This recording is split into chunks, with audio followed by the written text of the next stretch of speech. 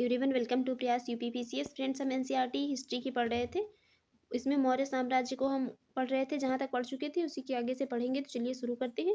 Video को शुरू करने से पहले अगर आप हमारे यूट्यूब चैनल पर पहली बार हैं तो चैनल को सब्सक्राइब कर लीजिएगा, वीडियो को लाइक कर दीजिएगा एंड शेयर करिए। एंड जो भी आपके सजेशन हो उसे कमेंट बॉक्स में जरूर बताइएगा। इसमें हम ये मौर्य काल में अशोक को पढ़ेंगे। इसके पहले हम बिंदुसार को पढ़ चुके हैं। इसमें अशोक का शासन काल रहा था 273 से लेकर के 232 ईसा पूर्व तक। 273 से लेकर के 232 ईसा पूर्व तक अशोक ने शासन किया था। और अशोक जो मौर्य शासक थे, इनमें सबसे महान शासक हुए। सबसे अधिक कार्य भी अशोक के ही देखने को मिलते हैं मौर्य काल में। और जो मौर्य शासकों में सबसे महान शासक थे तो वो अशोक हुए। बौद्ध परंपरा के अनुसार यदि बात करें तो वो अपने आरंभिक जीवन में मतलब काफ़ी कठोर टाइप के थे। और अपने इन्होंने 99 भाइयों की हत्या कर राजगद्दी पर बैठे थे, परंतु कुछ इतिहासकार इसे एक मतलब किंवदंती के रूप में मानते हैं। बाकी ये चीज़ इतनी इम्पोर्टेंट नहीं है। बाकी इनका ये टाइम याद रखिए कब से, तो ये 273 से लेकर के 232 ईसा पूर्व तक शासन किया था अशोक ने। और ये सिंहली अनुश्रुति के अनुसार यदि बात करें तो इनकी पत्नी ये विदिशा के श्रेष्ठी की पुत्री थी, अशोक की प्रथम पत्नी थी। और इसी से महेंद्र और ये संघमित्रा जो थे, आगे बात करेंगे इसमें, ये महेंद्र और संघमित्रा का जन्म हुआ था। और बौद्ध ग्रंथ ये दिव्यावदान है एक। इसके अनुसार बात की जाए तो अशोक की एक अन्य पत्नी थी जिनका नाम था तिस्यरक्षिता का भी उल्लेख मिलता है। ये बौद्ध ग्रंथ है दिव्यावदान। इतना याद रखिए, ये बौद्ध ग्रंथ है एक दिव्यावदान। और अशोक का जो प्रयाग स्थित शिलालेख है, जो कि इलाहाबाद अभिलेख या रानी का अभिलेख है, इसमें समुद्रगुप्त की प्रयाग प्रशस्ति तथा ये मुगल सम्राट जहांगीर के लेख भी उत्कीर्ण है। जो ये इनके प्रयाग स्थित शिलालेख है, इलाहाबाद अभिलेख भी जिसको कहा जाता है, तो इसमें ये जो मुगल सम्राट जहांगीर थे इनके लेख उत्कीर्ण है। इसमें समुद्रगुप्त की प्रयाग प्रशस्ति के भी जो है कार्य मतलब यहाँ पर इसमें उत्कीर्ण है। नेक्स्ट बात करेंगे यहाँ पर राज्याभिषेक के पूर्व अशोक जो है ये उज्जैन, अवंती और तक्षशिला के प्रांतीय शासक थे। अशोक का राज्याभिषेक हुआ था, उसके पहले ये उज्जैन, अवंती और तक्षशिला के प्रांतीय शासक थे। उसके बाद जो अशोक शासित देशों में से शिलाओं पर संदेश खुदवाने वाला प्रथम भारतीय शासक थे। जो शिलाओं पर ये संदेश मतलब जो पत्थर की शिलाएं होती थी उन पर संदेश जो लिखवाने वाले खुदवाने वाले प्रथम भारतीय शासक हुए तो वो अशोक हुए। आगे बात करेंगे अशोक की जो कुछ उपाधियां हैं वो इम्पोर्टेंट हैं। अशोक की जो उपाधि मिलती है तो ये किसमें, मास्की लघु शिलालेख से मिलती है। और ये देवनाम प्रिय अशोक राजा, या मतलब इसका अर्थ होता है देवताओं का प्रिय। तो ये कहाँ से, गुर्जरा लघु शिलालेख से ये मतलब ये स्रोत इसका है कि इसकी ये जानकारी मिलती है। और अशोक मौर्य की जानकारी कहाँ से मिलती है, तो ये रुद्रदामन का जूनागढ़ अभिलेख से मिलती है। और ये प्रियदर्शी राजा की मतलब जो ये उपाधि है ये कहाँ से इसकी जानकारी मिलती है, तो ये बराबर गुहा लेख से मिलती है। और प्रियदर्शी राजा मगध की बात करें तो इसकी जानकारी कहाँ से मिलती है, तो ये भाब्रू बैराट या लघु शिलालेख जो है यहाँ से इसकी जानकारी मिलती है। और प्रियदर्शी राजा की बात करें तो ये गंधार बृहत शिलालेख या दीपवंश और महावंश जो है इससे इसकी जानकारी प्राप्त होती है, इस शिलालेख से। और अशोक वर्धन की जानकारी कहाँ से प्राप्त होती है, ये पुराण से मिलती है। और राजा अशोक की बात करें तो ये नेट्यूर लघु शिलालेख से इसकी जानकारी मिलती है। राजा अशोक या देवनाम प्रिय की बात करें तो ये उद्गोलम और लघु शिलालेख से इसकी जानकारी मिलती है। आगे बात करेंगे ये जो अशोक की मतलब उपाधियां थी और इनके स्रोत जो हैं तो ये इंपॉर्टेंट है, याद रखिए, मैचिंग में पूछे जा सकते हैं। आगे बात करेंगे अशोक ने 273 ईसा पूर्व में सिंहासन प्राप्त कर लिया था। और उसके 4 वर्ष बाद ये गृह युद्ध मतलब गृह युद्ध लड़ते रहे। उसके कारण इनका वास्तविक राज्याभिषेक जो है तो कब हुआ था, तो ये 269 ईसा पूर्व में हुआ था। इनका वास्तविक ये मतलब शासन तो इन्होंने 273 ईसा पूर्व में ही सिंहासन प्राप्त कर लिया था, परंतु 4 वर्ष ये गृह युद्ध लड़ने में व्यस्त रहे। उसके बाद इनका जो वास्तविक राज्याभिषेक है तो ये कब हुआ था, तो 269 ईसा पूर्व में हुआ था। और अशोक के अभिलेखों की बात करेंगे, इसमें अशोक प्रथम ये भारतीय सम्राट हुए जिन्होंने अपने अभिलेखों की सहायता से सीधे अपनी प्रजा को संबोधित किया था। यह स्टेटमेंट इंपॉर्टेंट है, पूछा जा सकता है, क्योंकि अब मतलब आप लोग देख ही रहे हैं आरओ का एग्जाम हो, बीपीएससी हो या यूपीएससी हो या यूपीपीसीएस हो, कोई भी एग्जाम हो, वहाँ पर डायरेक्ट जो है पूरा ऐसे स्टेटमेंट लिख दे रहा है। तो अशोक प्रथम भारतीय सम्राट जो है थे, भारतीय सम्राट हुए जिन्होंने अपने अभिलेखों की सहायता से सीधे अपनी प्रजा को संबोधित किया था। यहाँ पर जो है स्टेटमेंट में कुछ और भी डाल सकता है, तो याद रखिए उन्होंने सीधे अपनी प्रजा को संबोधित किया था। और शिलालेख पहाड़ों को काटकर शिलाखंडों को समतल कर उस पर उत्कीर्ण किए जाते थे। शिलालेख जो बनाए जाते थे तो ये पहाड़ जो होते थे उनको काट करके पहले प्लेन बनाया जाता था, उस पर लिखा जाता था। आगे बात करेंगे, गुर्जरा मास की नेट्यूर उद्गोलम अभिलेख पर अशोक का वास्तविक नाम मिलता है। अशोक का वास्तविक नाम कहाँ कहाँ पर मिलता है, तो ये गुर्जरा मास की नेट्यूर और उद्गोलम अभिलेख है, इस पर मिलता है। और सभी और जो भी जितने भी इम्पोर्टेंट हैं उसमें केवल ये देवनाम प्रिय, देवों का प्यारा, उसकी उपाधि के रूप में मिलता है। इसके शिलालेखों की बात करें तो जो शिलालेख 14 है, ये विभिन्न लेखों का एक समूह है जो 8 भिन्न भिन्न स्थानों से प्राप्त किए जाते हैं। और इन स्थानों में शहबाजगढ़ ही जो है से प्राप्त किए जाते हैं, जिसमें जो कि पेशावर जिले में स्थित है। और मानसेहरा शिलालेख ये कहाँ से, ये हजारा जिले में स्थित है। और कालसी जो है ये उत्तराखंड के देहरादून जिले से प्राप्त होता है।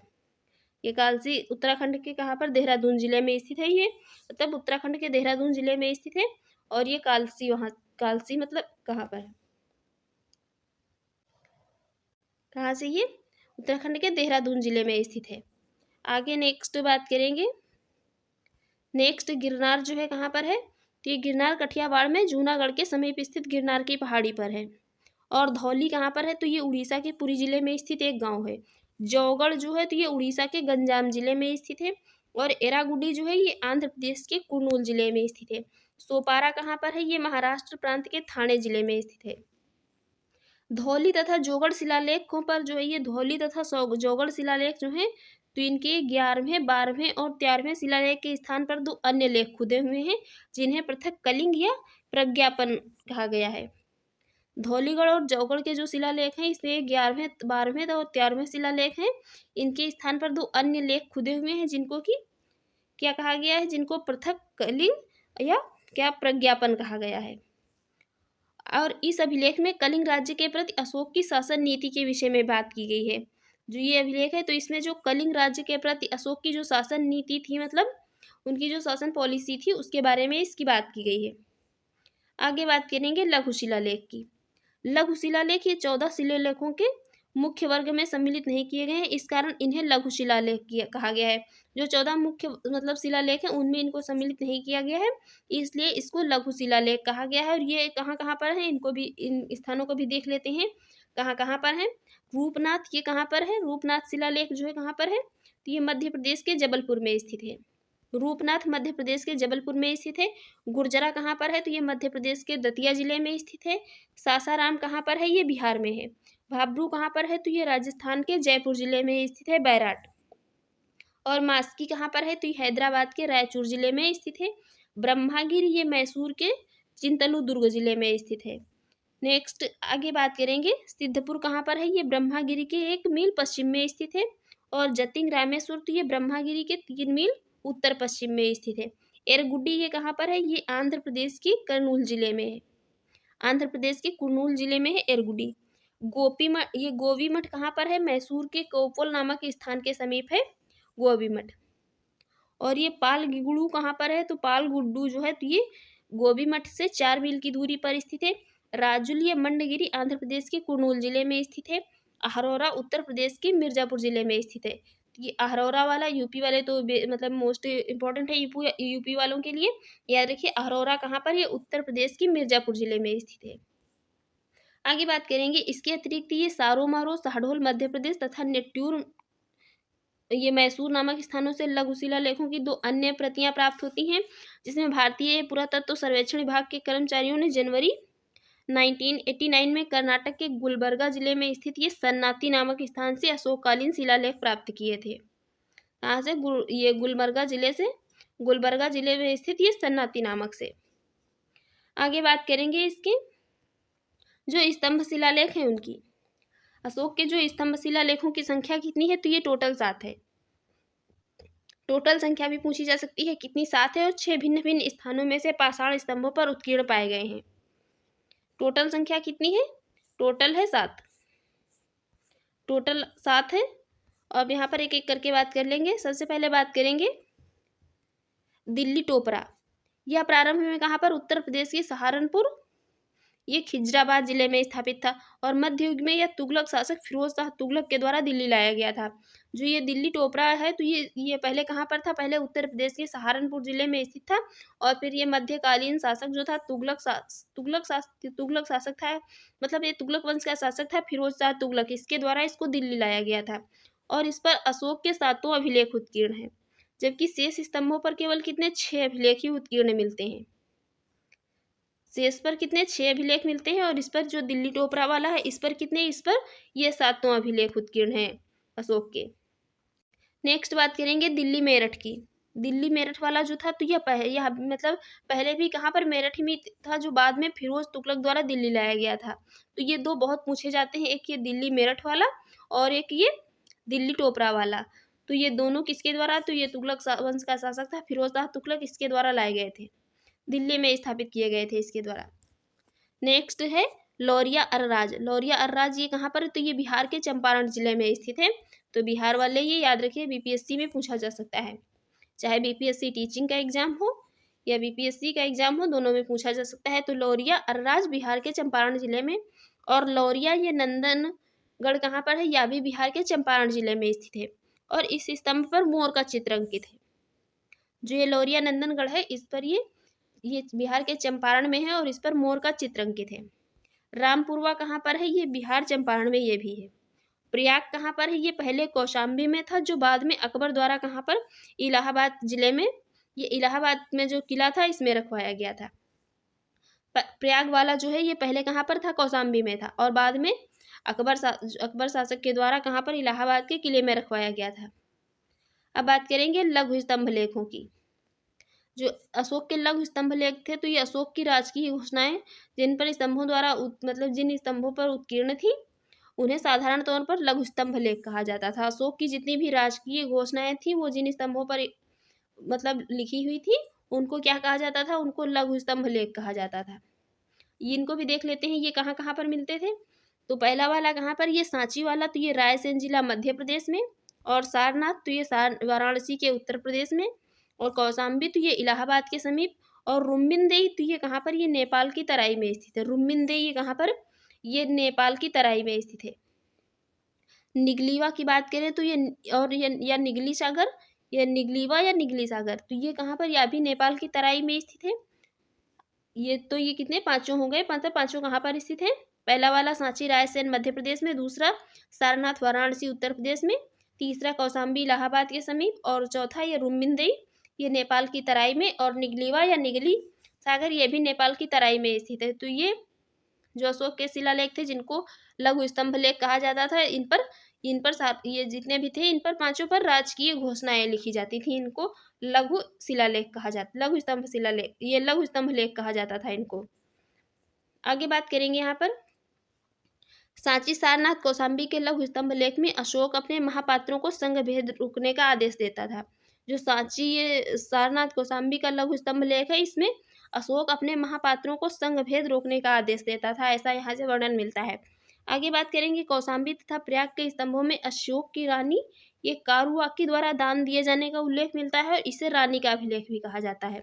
जो कौशाम्बी और प्रयाग वाले स्तंभ हैं इसको क्या कहा जाता है? इसको रानी का अभिलेख भी कहा जाता है। नेक्स्ट है रुम्मिनदेई स्तंभ। रुम्मिनदेई स्तंभ में अशोक द्वारा इस स्थान की धर्म यात्रा पर जाने का विवरण मिलता है। अशोक जो मतलब धर्म यात्रा पर गया था उसका विवरण कहाँ पर मिलता है? ये रुम्मिनदेई स्तंभ में मिलता है। तथा और जो निगलीवा है तो इसके निगलीवा के लेख में कनक मुनि के स्तूप के संवर्धन के बारे में चर्चा की गई है। नेक्स्ट बात करेंगे गुहा लेखों की। दक्षिण बिहार के गया जिले में स्थित ये बराबर नामक पहाड़ी की 3 गुफाओं की दीवारों पर अशोक के लेख उत्कीर्ण हैं। इनमें अशोक द्वारा आजीवक संप्रदाय के साधुओं के निवास के लिए गुहादान दिए जाने का विवरण सुरक्षित रखा गया है इसमें। और ये सभी अभिलेख जो हैं तो प्राकृत भाषा तथा ब्राह्मी लिपि में लिखे गए हैं। ये मतलब चीज़ इतनी इंपॉर्टेंट नहीं है, मतलब ये बाकी ये आजीवक संप्रदाय के साधुओं के निवास के लिए दान में दिए गए थे, याद रखिए। और ये प्राकृत और ब्राह्मी भाषा में ब्राह्मी लिपि में लिखे गए हैं। और अशोक के 2 अभिलेख हैं, ये केवल सहबाजगढ़ी तथा मानसेहरा लिपि में इनकी जो है मानसेहरा जो है इनकी लिपि ब्राह्मी ना होकर के खरोष्टी है। एक तो सहबाजगढ़ी वाला और दूसरा मानसेहरा वाला, जो ये 2 अभिलेख हैं तो इनकी लिपि जो है ये ब्राह्मी ना होकर के खरोष्ठी है, और बाकी जो है सारे, तो ये बाकी सारे किसमें, ये ब्राह्मी लिपि में ही लिखे गए हैं। आगे बात करेंगे यहाँ पर जो, और ये इसके अतिरिक्त तक्षशिला से अरामाइका लिपि में लिखा गया है एक भग्न अभिलेख गंधार के पास शेरगुना नामक स्थान से यूनानी तथा अरामाइका लिपियों में लिखा गया द्विभाषीय अभिलेख प्राप्त होता है। काबुल नदी के बाएं किनारे पर जलालाबाद के ऊपर स्थित लखमान नामक स्थान से अरामाइका लिपि में लिखा गया अशोक का एक अन्य अभिलेख प्राप्त होता है। इसमें लिखा गया है जो अभिलेख है, तो ये सभी मनुष्य मेरी संतान या मतलब प्रजा है। जिस प्रकार मैं अपनी संतान के लिए इहलौकिक एवं पारलौकिक कल्याण की कामना करता हूँ, उसी प्रकार अपनी प्रजा के लिए भी कामना करता हूँ। ये चीज़ मतलब किसमें लिखी हुई, इसका वर्णन कहाँ पर मिलता है, तो ये जो प्रथम पृथक शिलालेख है कलिंग लेख, इसमें इसका वर्णन किया गया है। ये चीज़ वहाँ पर लिखी गई है कि सभी मनुष्य मेरी संतान है। बाकी ये स्टेटमेंट इतने इंपॉर्टेंट नहीं है, बाकी एक बार पढ़ लेते हैं। जैसे एक माँ अपनी संतान के लिए कुशल धाय को सौंप निश्चिंत हो जाती है, उसी प्रकार मैंने भी राजकों की नियुक्ति की है। ये प्रथम शिलालेख, ये भी ये जो प्रथम पृथक शिलालेख है कलिंग लेख, इसमें ये इसका वर्णन मिलता है। नेक्स्ट बात करेंगे, सभी पंथों के मध्य आत्म नियंत्रण और मन की पवित्रता होनी चाहिए। ये कहाँ पर, ये 7वें शिलालेख में लिखा गया है। और जो अशोक के प्रमुख शिलालेख हैं उनकी बात कर लेते हैं। जौगढ़ कहाँ पर, तो ये गंजाम के उड़ीसा जिले में, और धौली तो ये पुरी जिले के, पुरी में, उड़ीसा के पुरी जिले में। कालसी कहाँ पर, तो ये देहरादून, उत्तराखंड का जिला है देहरादून। और एरगुडी कहाँ पर, तो ये आंध्र प्रदेश का जिला है, करनूल यहाँ से मिलता है। गिरनार तो ये गुजरात का जूनागढ़ जिले से। और सोपारा जो है, ये सोपारा तो ये महाराष्ट्र के थाने जिले से। और मानसेहरा ये पाक अफगानिस्तान सीमा से मिलता है। और शहबाजगढ़ी जो है, तो ये मर्दान का जिला है, मर्दान एक जिला है अफगानिस्तान से, वहाँ का मिलता है। आगे बात करेंगे, ये 1837 में जेम्स प्रिंसेप जो थे, इन्होंने अशोक के अभिलेखों को पढ़ने में सफलता प्राप्त की थी। अशोक के जो अभिलेख थी, इनको पढ़ने में सफलता किसने प्राप्त की थी, जेम्स प्रिंसेप ने की थी। और इन अभिलेखों में अशोक की पहचान प्रियदर्शी के रूप में की गई थी। अब बात करेंगे कलिंग युद्ध की। कलिंग युद्ध भी जो है इम्पोर्टेंट है। कलिंग युद्ध की बात करेंगे, इसमें राजगद्दी पर बैठने के पश्चात अशोक द्वारा केवल एक युद्ध किया गया, जो कलिंग का युद्ध था। अशोक ने जब राजगद्दी हासिल कर ली थी, राजगद्दी पर बैठ गए थे, उसके बाद इन्होंने केवल एकमात्र युद्ध किया था, जिसको कि कलिंग युद्ध के नाम से जाना जाता है। और ये राज्याभिषेक के 8वें वर्ष 261 ईसा पूर्व में अशोक ने कलिंग पर आक्रमण किया और जीत हासिल की थी। ये इनका राज्याभिषेक हो गया था उसके 8वें वर्ष में किया था, कब, 261 ईसा पूर्व में। और इसमें जीत भी लिया था कलिंग को। आगे बात करेंगे, और इस युद्ध में जो अत्यधिक संख्या में नरसंहार हुए थे, इससे अशोक का हृदय परिवर्तन हो गया था। इसमें मतलब बहुत अधिक लोग ये कलिंग वाले युद्ध में मारे गए थे, तो इससे अशोक का हृदय परिवर्तन हो गया था। इसमें मतलब आगे हम देखेंगे इनमें क्या चेंजमेंट आया था यहाँ से। और जो अशोक के अभिलेख हैं, अशोक के अभिलेख हैं, इनके खोजकर्ताओं की बात करें तो धौली अभिलेख जो है, इसकी खोज किसने की थी, ये किट्टो ने की थी, कब, 1837 में। और भाब्रू अभिलेख जो है, ये भाब्रू शिलालेख, इसकी किसने की थी, कैप्टन बर्ट ने की थी, कब, ये 1840 में। बराबर और नागार्जुनी गुफाएं जो हैं, तो ये हैरिंगटन ने की थी, कब, 1785 में। दिल्ली टोपरा वाला जो है, इसकी किसने की थी, तो ये कैप्टन पोलियर ने 1785 में की थी। और दिल्ली मेरठ स्तंभ जो है, तो इसकी किसने की थी, तो ये पैड्रे टीपेंथेलर थे, इन्होंने कब, 1750 में की थी। और मानसेहरा वाला जो है, तो ये कैप्टन ले ने इसकी की थी, कब, 1889 में। और कालसी शिलालेख जो है, इसकी कब की थी, तो ये जॉन फॉरेस्ट ने की थी इसकी खोज, और ये 1860 में की थी। रुमिनदेई की किसने की थी, तो ये फियरर ने की थी 1896 में। और जौगढ़ अभिलेख जो है, इसकी किसने की थी खोज, इसकी की थी सर वाल्टर इलियट ने, ये 1850 में। और गिरनार शिलालेख की खोज की थी लेफ्टिनेंट कर्नल टॉड ने 1822 में। शहबाजगढ़ी वाला जो है, इसकी किसने की थी, ये फ्रांसीसी अधिकारी थे, कब की थी, 1836 में। और इलाहाबाद स्तंभ लेख जो है, तो इसकी खोज किसने की थी, टी.एस. बर्ट ने की थी, कब, ये 1834 में। और मास्की अभिलेख जो है, तो इसकी खोज किसने की थी, बीडन ने की थी, ये कब की थी, 1915 में की थी। और निगाली सागर जो है, तो इसकी किसने की थी, फिहरर ने की थी, 1895 में की थी। रामपुरवा अभिलेख जो है, तो इसकी कालाइरकल ने की थी, कब की थी, ये 1872 में की थी। और सारनाथ स्तंभ लेख जो है, इसकी खोज किसने की थी? तो ऑरेल स्टाइन ने की थी। कब? 1905 में, ये 1905 में की थी। तो ये जितने भी अशोक के मतलब 14 से ये 16 ये जो जितने भी शिलालेख थे, इनके सबकी सभी खोजकर्ता भी यहाँ पर दिए हुए हैं। एक बार मतलब पढ़ लीजिए अच्छे से, क्योंकि अब जो है जितना भी क्वेश्चन मतलब आते हैं तो बहुत ही डीपली पूछे जाते हैं, तो ये मैचिंग में पूछा जा सकता है। आगे बात करेंगे, जो कलिंग युद्ध हुए थे उसके परिणामों के विषय में अशोक के 13वें अभिलेख से सूचना मिलती है। इनका जो 13वां अभिलेख है, ये कलिंग युद्ध के जो भी परिणाम हुए थे उसके विषय में विस्तृत सूचना वहां से प्राप्त होती है। उसने दूसरे राज्यों पर भौतिक विजय पाने की नीति छोड़कर सांस्कृतिक विजय पाने की नीति अपनाई थी, और दूसरे शब्दों में यह याद करें तो भेरी घोष के बदले धम्म घोष की घोषणा की थी। आगे बात करेंगे, अशोक ने पश्चिम एशिया और यूनानी राज्यों में अपने शांति दूत भेजे तथा श्रीलंका और मध्य एशिया में बौद्ध धर्म के प्रचार के लिए अपने धर्म प्रचारक भेजे थे। बौद्ध धर्म के प्रचार के लिए इन्होंने श्रीलंका और मध्य एशिया में अपने धर्म प्रचारक भेजे थे। तो देखेंगे कौन कौन धर्म प्रचारक को कहाँ कहाँ पर भेजा था। महेंद्र और संघमित्रा है, इनको कहाँ पर? श्रीलंका में भेजा था। और एक मझंतिक, ये मझंतिक थे, अपने हिसाब से इसको सही से प्रोनाउंस कर लीजिए, जिस जो भी मतलब आप समझें। तो इनको कहाँ पर? ये कश्मीर और गांधार भेजा था। सोन और उत्तरा जो है इनको कहाँ पर? इनको सुवर्ण भूमि में भेजा था।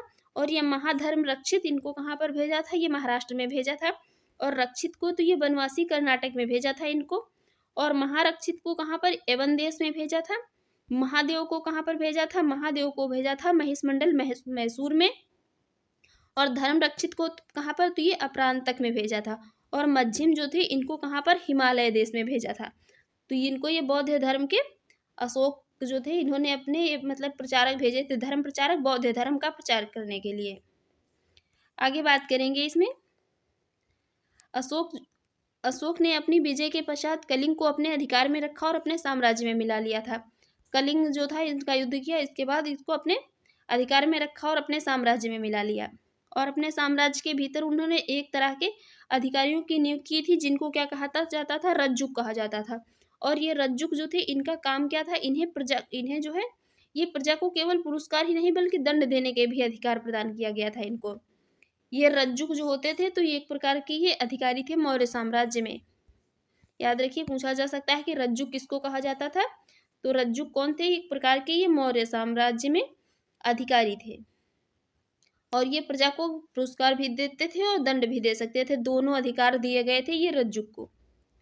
आगे बात करेंगे अशोक की गृह नीति पर जो बौद्ध धर्म का प्रभाव हुआ। कलिंग युद्ध की मतलब अलग अलग जगहों पर अशोक ने जो है बौद्ध धर्म के प्रचार के लिए अपने प्रचारक भेजे थे।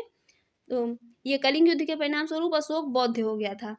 कलिंग युद्ध जो हुआ था उसके बाद इन्होंने बौद्ध धर्म को अपना लिया था और बौद्धों को इन्होंने बहुत सारा दान दिया, बौद्ध स्थलों की यात्रा की।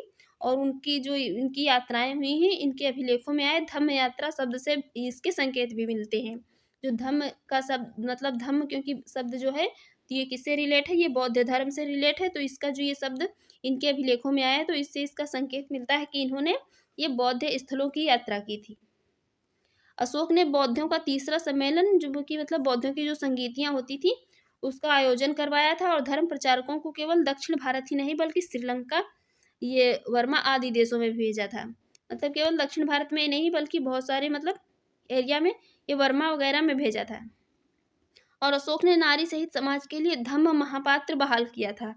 जो ये नारी समाज सहित मतलब क्योंकि उसमें पहले महिलाओं का आना जाना नहीं था, तो उन्होंने अशोक ने क्या किया? अशोक ने नारी समाज सहित ये नारी सहित समाज के लिए धम्म महामात्र बहाल किया था। और इन्होंने अपनी जो इनकी राजधानी थी मतलब अशोक ने क्या किया? जो पशु पक्षियों की हत्या वगैरह होती थी मतलब एक तरीके से हिंसा पर पूर्ण रोक लगा दी थी अशोक ने। इसीलिए इसको जो है क्या देवनाम प्रिय की उपाधियां जो है मतलब दी गई थी, उपाधि इसको दी गई थी। आगे बात करेंगे, अशोक का धर्म संकुचित नहीं था। अशोक का धर्म जो संकुचित नहीं था इसका उपदेश था कि लोग माता पिता की आज्ञा माने, ब्राह्मणों और बौद्ध भिक्षुओं का आदर करें तथा दासों और सेवकों के प्रति दया करें। अशोक ने लोगों को जियो और जीने दो का पाठ पढ़ाया था। अशोक ने लोगों को ये जियो और जीने दो का पाठ पढ़ाया था। इतिहास में अशोक के स्थान की बात करें तो अशोक की उपलब्धियां जो है निसंदेह ये प्राचीन विश्व के इतिहास में महान धर्म प्रचारक शासक हुआ।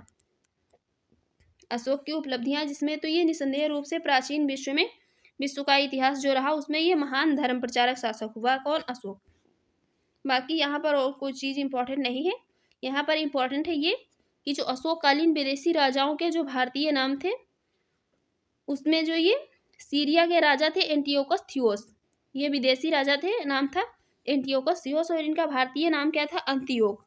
और मिस्र के राजा थे टालमी फिलाडेल्फस, इनका भारतीय नाम था तुर्मय। और मकदूनिया के राजा थे एंटिगोनस, इनका भारतीय नाम था अंतिकिन। और सीरिया के राजा थे मगस, इनका नाम था मग। और एपिरस के राजा थे अलेक्जेंडर, इनका नाम था अलेक्सुंदर। बात करेंगे इतिहास में अशोक का नाम उसकी शांति, अनाक्रमण और सांस्कृतिक विजय की नीति के लिए अमर है। अशोक का नाम जो है तो उसको ये शांति और जो है अनाक्रमण और सांस्कृतिक विजय के लिए इतिहास का नाम ये अशोक का नाम इस नीति में, इतिहास की नीति में अमर है। आगे बात करेंगे जो पुराणों के अनुसार अशोक के उत्तराधिकारी थे, तो इसको हम पहले भी इसकी बात कर चुके हैं, जिसमें ये कुणाल थे, इंद्रपालित थे, दशरथ थे, शालीकुसुक थे, शतधनुष थे ये देवधर्मन का पुत्र, और बंधुपालित थे दसोन, संप्रति, देवधर्मन, और ये बृहदत्र जो कि ये अंतिम शासक थे, ये मौर्य साम्राज्य के अंतिम शासक थे। अब बात करेंगे मौर्य साम्राज्य के प्रशासन की। तो मौर्य इसमें जो राजकीय नियंत्रण था मौर्य प्रशासन में, इसमें कौटिल्य ने राजा को सलाह दी थी कि जब वर्णाश्रम धर्म, वर्णों पर और आश्रमों पर आधारित समाज व्यवस्था लुप्त होने लगे तो राजा को धर्म की स्थापना करनी चाहिए। जो ये वर्णों और आश्रम पर जो आधारित समाज व्यवस्था है, जब ये लुप्त होने लगे तो राजा को कैसी धर्म की स्थापना करनी चाहिए, ये कौटिल्य ने सलाह दी थी अशोक को। और कौटिल्य ने राजा को धर्म प्रवर्तक और सामाजिक व्यवस्था का संचालक कहा था। कौटिल्य ने राजा को धर्म प्रवर्तक और ये सामाजिक व्यवस्था का संचालक कहा था। आगे बात करेंगे प्रमुख जो मौर्यकालीन अधिकारी हैं, यहाँ से क्वेश्चन बहुत पूछे जाते हैं, तो ये बहुत इंपॉर्टेंट है। इसमें महामात्य, तो ये प्रमुख अमात्य नगरों का अधिकारी होता था। और रूप दर्शक, तो ये सिक्कों का जांच करता या प्रधान अधिकारी होता था, ये सिक्कों की जांच करता था। अमात्य जो होता था योग्य अधिकारियों का एक समूह होता था। और अग्रामात्य ये प्रधानमंत्री का एक पद होता था। प्रदेष्टा की बात करें तो ये मंडल का प्रमुख और प्रधान अधिकारी होता था। एस्टिनोमोई ये कौन होता था? ये नगर का अधिकारी होता था। और रज्जुक ये कौन होता था? ये साम्राज्य में न्याय और राजस्व का अधिकारी होता था। और स्त्री महामात्र, तो ये महिलाओं के नैतिक आचरण को देखने वाला एक अधिकारी होता था। और सैवर्णिक जो कौन था? तो ये टकसाल का प्रमुख अधिकारी था सैवर्णिक। और अंत महामात्र की बात करें तो ये सीमावर्ती क्षेत्रों में धर्म प्रचार करने वाले अधिकारी थे। और ये धम्म महामात्र कौन थे? ये समाज में सामंजस्य की स्थिति बनाए रखने वाले अधिकारी होते थे। और महामात्यापसर्प कौन होते थे? ये गुप्तचर विभाग के प्रधान होते थे। ये गुप्तचर वाले जरूर याद रखिए, ये पूछे जाते हैं। महामात्यापसर्प ये कौन होते थे? गुप्तचर विभाग के प्रधान होते थे। युक्तक किसको कहा जाता था? जिले में राजस्व वसूली का जो कार्य करने वाला अधिकारी होता था वो युक्तक कहलाता था। आगे बात करेंगे अशोक के शिलालेखों में मूल तत्वों को संपूर्ण देश में सर्वोपरि समझाने और स्थापित करने के लिए अधिकारियों को नियुक्त किया गया था। जितने भी मूल तत्व हैं उनको समझाने और ये स्थापित करने के लिए अधिकारियों की नियुक्ति की गई थी। आगे बात करेंगे प्राचीन इतिहास में हम कहीं पर भी इतने अधिक अधिकारियों का उल्लेख नहीं पाते हैं जितने कि मौर्य काल में नियुक्त किए गए थे। और शीर्षस्थ अधिकारी जो था तो ये तीर्थ या महामात्र भी इसको कहते थे। उच्चतम कोटि के अधिकारी जो होते थे वो मंत्री, पुरोहित, सेनापति और युवराज आदि कहलाते थे। मौर्यकालीन जो तीर्थ अधिकारी थे इनकी संख्या कितनी थी? 18 थी। सबसे उच्चतर स्तर के ये अधिकारी होते थे, इनको तीर्थ कहा जाता। ये अधिकारी क्या? तीर्थ कहे जाते थे। जो सबसे उच्चतर थे इनकी संख्या कितनी थी? 18 थी, जिसमें मंत्री या पुरोहित जो था ये प्रधानमंत्री तथा प्रमुख धर्माधिकारी थे। युवराज थे तो ये राजा का उत्तराधिकारी था। सन्निधाता जो था तो ये राजकीय कोषागार का प्रधान अधिकारी या कोषाध्यक्ष जो होता था उसको सन्निधाता कहते थे। समाहर्ता ये राजस्व विभाग का सर्वोच्च अधिकारी या वित्त मंत्री या कर संग्राहक होता था। और मंत्री परिषदाध्यक्ष जो होता था तो ये मंत्री परिषद का अध्यक्ष होता था। प्रदेष्टा किसको कहते थे? प्रदेष्टा कहते थे जो फौजदारी न्यायालय का न्यायाधीश या कमिश्नर होता था। और व्यवहारिक किसको कहते थे? ये दीवानी न्यायालय का प्रमुख न्यायाधीश व्यवहारिक कहलाता था। सेना का संचालक या नगर का रक्षा अध्यक्ष होता था वो नायक कहलाता था। और सेनाध्यक्ष या सर्वोच्च सैन्य कमांडर जो होता था वो सेनापति कहलाता था। और सम्राट का अंगरक्षक सेना का प्रधान अधिकारी होता था वो क्या कहलाता था, वो अंतर्वर्षिक कहलाता था। उद्योग धंधों एवं कारखानों का प्रधान निरीक्षक या अध्यक्ष जो होता था तो ये कर्मांतिक कहलाता था। राजकीय आज्ञाओं को लिपिबद्ध करने तथा जो राजकीय दस्तावेजों को सुरक्षित रखने वाला होता था वो क्या, प्रशासता कहलाता था। और सैन्य सामग्री का प्रबंध करने वाला जो प्रमुख अधिकारी होता था उसको दंडपाल कहा जाता था। देश के भीतर दुर्गों का प्रबंध कौन करता था, दुर्गों का प्रबंधक जो होता था देश के भीतर उसको दुर्गपाल कहते थे। और सीमावर्ती दुर्गों का जो रक्षक होता था वो अंतपाल कहलाता था। वन विभाग का सर्वोच्च अधिकारी क्या कहलाता था, वन विभाग का सर्वोच्च अधिकारी आटविक कहलाता था। और राजमहल का प्रबंध व देखरेख करने वाला जो प्रधान अधिकारी था वो दैवारिक कहलाता था। नगर का सर्वोच्च अधिकारी ये नागरक कहलाता था। तो ये जो टोटल मतलब उच्च कोटि के जो अधिकारी थे इनको तीर्थ कहा जाता था। इनकी टोटल संख्या कितनी, 18 होती थी। आगे बात करेंगे प्रांतीय और स्थानीय शासन जो था, तो इसमें राज्य को कई प्रशासनिक इकाइयों में बांटा गया था। अशोक के समय 5 प्रांतों का उल्लेख किया गया है। अशोक के समय में टोटल कितने, ये 5 प्रांतों का उल्लेख किया गया था। और प्रांतों का शासन जो होता था तो ये प्रांतीय प्रशासक परिषद सहित के अधीन होता था। और अशोक के अभिलेख में उन्हें क्या, कुमार या आर्यपुत्र कहा जाता था। और केंद्रीय शासन की भांति प्रांतीय शासन में मंत्री परिषद होती थी। जिला रज्जुकों के अधीन था जो कि आज के आधुनिक जिला अधिकारी के समान थे। जिस तरीके से आज मतलब जिले में डिस्ट्रिक्ट में डीएम होते हैं उसी तरह जो होते थे तो उस टाइम पे रज्जुक होते थे। और युक्त सचिव स्तर का काम देखने वाला अधिकारी होता था। युक्त जो होता था तो ये सचिव स्तर का काम देखने वाला अधिकारी होता था। प्रांतीय और स्थानीय शासन, जो प्रांतीय और स्थानीय शासन थे उसमें उत्तरापथ, ये प्रांत उत्तरापथ जो था इसकी राजधानी थी तक्षशिला। अवंती राष्ट्र की थी उज्जैनी। कलिंग प्रांत की थी तोसली। और दक्षिणापथ की थी सुवर्णगिरी। प्राची जो कि मध्य प्रदेश में, इसकी राजधानी क्या थी, इसकी राजधानी थी पटलिपुत्र। आगे बात करेंगे आर्थिक नियंत्रण की। राज्य में 27 अध्यक्ष नियुक्त किए गए थे। मौर्य साम्राज्य था तो इसमें अशोक के समय में कितने, मौर्य साम्राज्य में अशोक के समय टोटल कितने, 27 अध्यक्ष नियुक्त किए गए थे जिनका कार्य मुख्य रूप से राज्य की आर्थिक गतिविधियों का नियमन करना था। ये कृषि, व्यापार, वाणिज्य, बाट माप, कताई, बुनाई, खान आदि उद्योगों का नियमन और नियंत्रण करते थे। इनको ये मतलब इनको रेगुलेट करते थे और कंट्रोल भी करते थे। मौर्य काल में सभी प्रकार की फसलों का उत्पादन होता था और अर्थशास्त्र में जो धान की फसल है इसको सर्वोत्तम माना गया है। मौर्य काल में सभी मतलब फसलें जो होती थी वो होती थी और धान को सर्वोत्तम फसल माना गया है। जो गन्ने की फसल है इसको निकृष्टतम माना गया है, मतलब इसको ये अच्छी फसल नहीं माना गया था मौर्य काल में गन्ने की फसल। और कौटिल्य के अर्थशास्त्र में एक वर्ष में 3 फसलों के उपजाए जाने का वर्णन मिलता है। और मौर्य काल में कुछ जो अधिकारी मतलब कुछ विभागों से रिलेटेड थे, तो कृषि विभाग का जो अध्यक्ष होता था वो सीताध्यक्ष कहलाता था। खानों का अध्यक्ष का या अकाराध्यक्ष कहलाता था। मुद्रा विभाग का प्रधान वो लक्षणाध्यक्ष कहलाता था। और व्यापारिक कर का प्रधान ये शुल्काध्यक्ष कहलाता था। पासपोर्ट विभाग का अध्यक्ष ये मुद्राध्यक्ष कहलाता था। और व्यापारिक मार्गों का अध्यक्ष ये संस्थाध्यक्ष कहलाता था। ये प्रमुख अधिकारी थे और ये इनसे रिलेटेड विभाग थे। आगे बात करेंगे, राजकीय भूमि पर सीताध्यक्ष दासों, कर्मकारों और कैदियों की मदद से कृषि कार्य करवाया जाता था। और किसान अपनी उपज का कितना 1/6वें भाग से लेकर के 1/4वें भाग तक भूमि कर के रूप में देते थे राज्य को। मौर्य काल में किसान अपनी उपज का कितना 1/6 से लेकर के 1/4वें भाग तक भूमि कर, ये जो भाग होता था ये भूमि कर के रूप में राज्य को देते थे। और कौटिल्य के अर्थशास्त्र की बात करें तो इसमें कृषि कार्यों में दासों को लगाए जाने की व्यवस्था का उल्लेख मिलता है।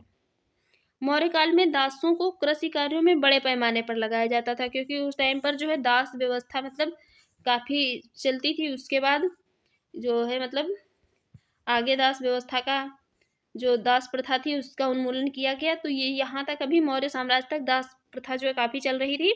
तो इसमें ये दासों को कृषि कार्यों में काफ़ी बड़े पैमाने पर मौर्य साम्राज्य में लगाया जाता था। और यदि आगे बात करें मेगस्थनीज और अन्य जो यूनानी लेखक थे, जैसे कि ये डायोडेरस, एरियन, स्ट्रैबो की धारणा थी कि मौर्यकालीन भारतीय समाज में दास प्रथा प्रचलित नहीं थी। ये जो यूनानी लेखक थे डायोडोरस, एरियन, स्ट्रैबो, ये कहते हैं कि मौर्यकालीन जो भारतीय समाज था इसमें दास प्रथा का प्रचलन नहीं थी। मतलब इनका कहना है कि यहाँ से ये दास प्रथा खत्म हो चुकी थी। और मेगास्थनीज के अनुसार बात करें तो भारत में सभी लोग स्वतंत्र और समान थे, उसमें कोई दास नहीं था। मेगास्थनीज भी कहते हैं कि मौर्य साम्राज्य में भारत में जो है सभी लोग स्वतंत्र और समान थे, उसमें कोई दास प्रथा का मतलब वहाँ पर दास प्रथा जैसी कोई व्यवस्था नहीं थी। और डायोडेरस मानता है कि कानून के अनुसार कोई किसी को दास नहीं बना सकता था। ये मतलब विदेशी लेखक हैं ये, और ये ऐसा वर्णन करते हैं कि मतलब मौर्य साम्राज्य में जो है दास प्रथा जैसी कोई व्यवस्था नहीं थी। आगे बात करेंगे अर्थशास्त्र में भी दासों की विभिन्न श्रेणियों का वर्णन है। स्त्री दासों के रूप में धातु, उपचारिका और परिचारिका का उल्लेख कौटिल्य ने किया है। स्त्री दासों की एक श्रेणी बंधकों की भी थी। और आगे बात करेंगे हिमालय की तराई में भी एक सड़क थी। यह सड़क वैशाली से चंपारण होकर कपिलवस्तु, कलसी जो कि देहरादून जिले में हजारा होते हुए कहाँ पर अंत में ही पेशावर जाती थी। और व्यापार वाणिज्य की बात करें तो मेगास्थनीज के अनुसार जो एरिस्टिनोमोई नामक पदाधिकारी सड़कों की देखभाल करते थे और दूरी निर्देशित करने के लिए 10 स्टेडिया की दूरी पर पत्थर स्थापित कर देते थे। जो 10 जैसे एक किलोमीटर पर अब ये मतलब पत्थर गाड़ दिए जाते हैं इस टाइम पे। तो उस टाइम पे क्या होता था, जो मेगास्थनीज के अनुसार ये एरिस्टिनोमोई जो अधिकारी होता था ये सड़कों की देखभाल करता था और दूरी निर्देशित करने के लिए 10 स्टेडिया होता था, उसकी दूरी पर एक पत्थर गाड़ दिया जाता था। 10 स्टेडिया की दूरी पर एक पत्थर ये गाड़ देता था ना। इस जो अधिकारी था सड़कों से रिलेटेड उसको क्या कहते थे, एरिस्टिनोमोई कहते थे। आगे बात करेंगे राज्य की ओर से बाजार निर्धारित किए गए थे और निश्चित बाजारों में ही वस्तुओं की खरीद बिक्री हो सकती थी। और पौतवाध्यक्ष नापतोल, बटखरे बाजार एवं पणलाध्यक्ष व्यापार पर नियंत्रण करते थे। ये जो पौतवाध्यक्ष ये नियंत्रण करते थे नापतोल, बटखरे बाजारों एवं ये पणलाध्यक्ष ये व्यापार पर नियंत्रण करते थे। पणलाध्यक्ष जो थे ये व्यापार पर नियंत्रण करते थे और पौतवाध्यक्ष ये नापतोल, बटखरे और बाजार पर नियंत्रण के लिए थे। आगे बात करेंगे उत्तरी मैदानों में गंगा और अन्य नदियां यातायात के लिए प्रमुख मार्ग जो है प्रदान करती थी। मतलब एक ये है कि जल मार्ग से भी व्यापार होता था। और अशोक के अभिलेखों में मिलने के स्थान महत्वपूर्ण राजमार्गों पर पड़ते हैं। आगे इसमें बात करेंगे पत्थर के स्तंभ वाराणसी के पास चूनार में तैयार किए जाते थे, वहां से उत्तरी और दक्षिणी भारत में पहुंचाए जाते थे। जो पत्थर के स्तंभ है ये कहाँ पर, वाराणसी के चूनार में तैयार किए जाते थे और वहीं से उत्तरी और दक्षिणी भारत में इनका व्यापार किया जाता था, इनको पहुंचाया जाता था।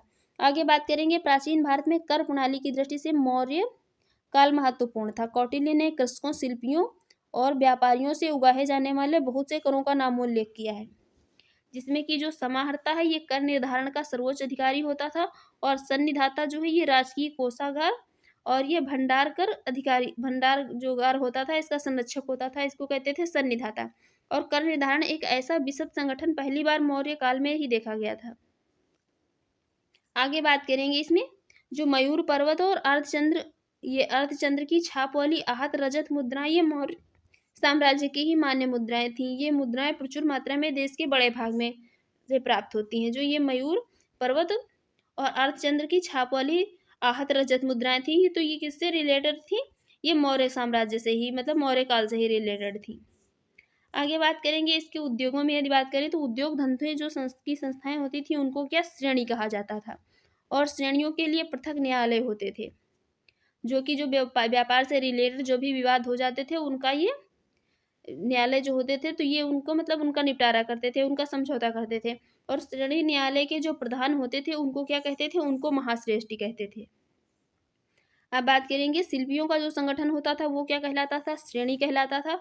और अनाज से संबंधित जो व्यापारियों का समूह होता था वो क्या कहलाता था, वो सार्थवाह कहलाता था। और जो व्यापारियों का संगठन होता था वो क्या, निगम कहलाता था।